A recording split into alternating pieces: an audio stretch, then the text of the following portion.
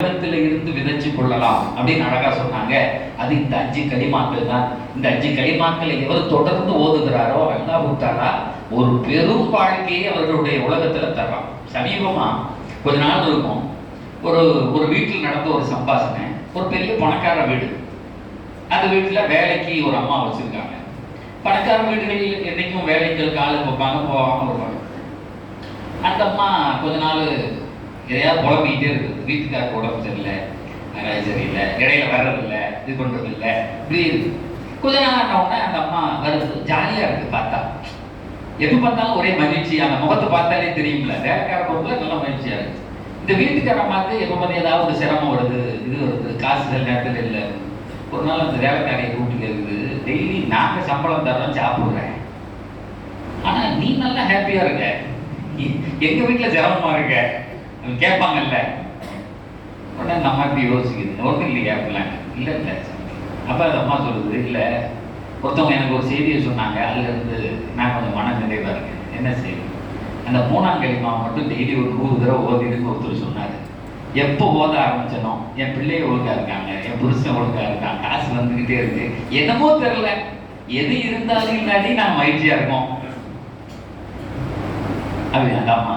அப்ப நிலையான அறம் பெருமானார் சொன்னாங்க, சுப்ஹானல்லாஹி வல்ஹம்துலில்லாஹி வலா இலாஹா இல்லல்லாஹு அல்லாஹு அக்பர்.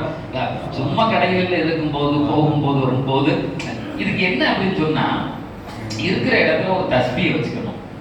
கடையிலையோ, கார்லையோ, வீடுகள்லையோ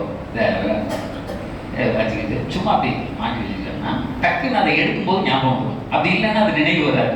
கடையில கல்லா பக்கத்துல ஒரு, கார்ல அந்த சைடுல கை வைப்போம்ல, அதுல நாங்கள் 2-3 இடத்துல தஸ்பீஹ் போட்டுருவேன். எங்கெல்லாம் இருக்கோ, திடீர்னு இந்த சீட்டில் உட்காந்துருப்போம், திடீர்னு அங்கிட்டு உட்காந்து ஓட்டுற டிரைவர் சீட் இல்லாமல் உட்காந்துருப்போம். எனக்கு எப்படி தெரிஞ்சுன்னா, ஒரு நண்பர் கூட அபுதாபிக்கு போனேன், துபாயில இருந்து ஒரு 150 கிலோமீட்டர். இப்போ சொன்னார், நீங்கள் தூங்க எடுத்து அப்படின்னாரு. நான் சொன்னேன், பே மாதிரி போகிறேன், 120 போகிறேன், எனக்கே பயமா இருக்கு. சீட்டை சாட்சி விட்டு இப்படி பார்த்தா இப்படி பறக்குது. அப்படிலாம் எப்படி படுக்க முடியும் ஒரு மனுஷன் அப்படின்னு. நீங்கள் தூங்காது, எனக்கு தூக்கம்லாம் வராது, இந்த தஸ்பீஹ் இருக்கு அப்படின்னாரு. நான் முதல் தடவையா பார்த்தது அஜர்த்தது இந்த தஸ்பீஹ். இதை உருட்டிக்கிட்டே இருந்தா எவ்வளவு நேரமும் எனக்கு எந்த செழிப்பும் இருக்காது, நிம்மதியா இருக்கும். பழகிட்டாரு, அவ்வளவுதான். அதை மட்டும் நம்ம இப்படி உருட்டி பழகிட்டோம்னா எங்கிருந்து எவ்வளவு தூரம் டிராவல் பண்ணாலும் அழுப்பும் தெரியாது, கஷ்டமும் இருக்காது. அதை விட பெரிய விஷயம், பேராபத்துகள் நிகழாது. அல்லாஹ் பாதுகாப்போம், பேராபத்துகள் நிகழாது. உலகத்துல 2 விஷயம் தான், அல்லாஹ்வினுடைய வார்த்தைகளை கொண்டு நம்மளை பாதுகாத்துக்கலாம். 2வது, நான் அடிக்கடி போற இடங்கள்ல சொல்றது, நிறைய பேர் டிராவல் பண்றவங்களா இருப்பீங்க, தொழில் வச்சிருக்கவங்களா இருப்பீங்க.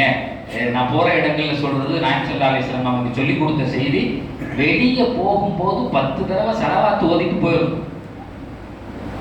10 தடவை ஸலவாத் ஓதிட்டு வண்டி எடுத்துருக்கோம். பெருமானார் சொன்னாங்க, விபத்து நிகழாது. அதை விட வேற என்ன சார் இருக்கு? போனா கீழே விழுவான், கை போகுது, கால் போகுது, உயிரே போயிடும். நேற்று போனா ஒரு பையன் போயிட்டான்ல, யோசிக்க முடியுமா? இல்ல நான் போயிட்டு திரும்பி வந்துடுவேன்னு சொல்ல முடியுமா? இல்ல, இன்னைக்கு உள்ள காலம்லாம் நம்ம திறமையா ஓட்டுறமோ இல்லையே, எதிர்த்தாப்புல வரவங்க பார்த்து பயப்பட வேண்டியதா இருக்கு.